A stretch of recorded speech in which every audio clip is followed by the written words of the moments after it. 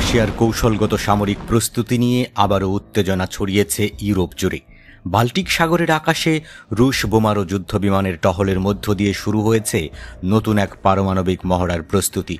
Washington ও মস্কোর সম্পর্ক যখন ক্রমেই উত্তপ্ত, তখনই এই পদক্ষেপকে বিশ্লেষকরা দেখছেন এক ধরনের শক্তি প্রদর্শন হিসেবে। রাশিয়ার দুইটি TU-22M3 দূরপাল্লার কৌশলগত বোমারু বিমান মঙ্গলবার নির্ধারিত টহল মিশন পরিচালনা করে বাল্টিক সাগরের নিরপেক্ষ আকাশসীমায়। রুশ প্রতিরক্ষা মন্ত্রণালয় জানায়, মিশনটি ছিল নিয়মিত প্রশিক্ষণ কার্যক্রমের অংশ, যা আন্তর্জাতিক আইনের আওতায় সম্পূর্ণ বৈধভাবে সম্পন্ন হয়েছে। তবে টহলের সময় বোমারু বিমানের পাশে একাধিক বিদেশি যুদ্ধবিমানও উড়েছে, যদিও সেসব বিমানের দেশের নাম প্রকাশ করা হয়নি। TU-22M3 বিমানগুলো পারমাণবিক অস্ত্র বহনে সক্ষম। এগুলো দূরপাল্লার হামলায় ব্যবহৃত হয়। এই বিমানগুলো সাধারণত রাশিয়ার কৌশলগত বিমান বাহিনীর অন্যতম প্রধান অস্ত্র হিসেবে বিবেচিত। এদিকে একই দিনে রাশিয়া ঘোষণা দিয়েছে একটি বৃহৎ পারমাণবিক মহড়া আয়োজনের প্রস্তুতির কথা।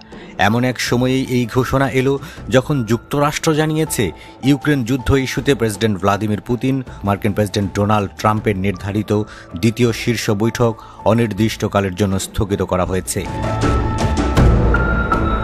পশ্চিমা সামরিক জোট নেটো অভিযোগ করেছে, রাশিয়া প্রায়ই ইউরোপের সীমান্ত সংলগ্ন আকাশসীমায় এই ধরনের টহল পরিচালনা করে। তাদের মতে এটা সরাসরি এক ধরনের বার্তা। তবে রাশিয়ার দাবি, এসব টহল সম্পূর্ণ পরিকল্পিত প্রশিক্ষণ কার্যক্রম, যার উদ্দেশ্য প্রতিরক্ষা প্রস্তুতি বজায় রাখা, আন্তর্জাতিক আকাশসীমায় নিয়মিত টহল চালানো। বিশ্লেষকদের মতে, ইউক্রেন যুদ্ধের এই গুরুত্বপূর্ণ পর্যায়ে রাশিয়ার বাল্টিক অঞ্চলে সামরিক উপস্থিতি বাড়ানো একদিকে যেমন নেটোর প্রতি শক্তি প্রদর্শনের ইঙ্গিত, তেমনি ইউক্রেনের জন্যও এটি এক ধরনের মনস্তাত্ত্বিক চাপ সৃষ্টি করছে। অন্যদিকে নেটো চলতি মাসে নিজস্ব পারমাণবিক প্রতিরোধ মহড়া শুরু করছে, যা ইউরোপে সামরিক উত্তেজনা আরও বাড়িয়ে তুলেছে।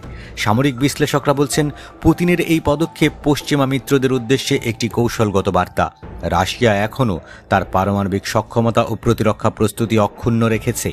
এ সময় ইউক্রেনও পিছিয়ে নেই। দেশটির প্রেসিডেন্ট ভলোদিমির জেলেনস্কি ঘোষণা দিয়েছেন, সুইডেন থেকে আধুনিক গ্রিপেন যুদ্ধবিমান কেনার উদ্যোগ নেওয়া হয়েছে।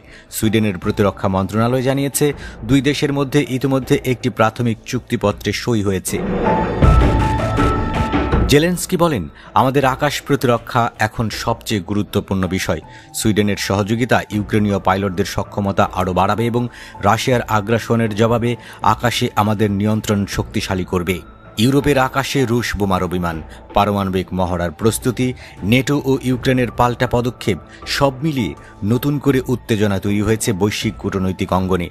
বিশ্লেষকদের আশঙ্কা, যদি এই কৌশলগত প্রতিদ্বন্দ্বিতা অব্যাহত থাকে, তবে ইউরোপীয় নিরাপত্তা পরিস্থিতি আরও জটিল হয়ে উঠতে পারে। রাশিয়ার এই সামরিক পদক্ষেপ বিশ্ব কূটনীতিতে কী প্রভাব ফেলবে তা এখন সময়ই বলে দেবে।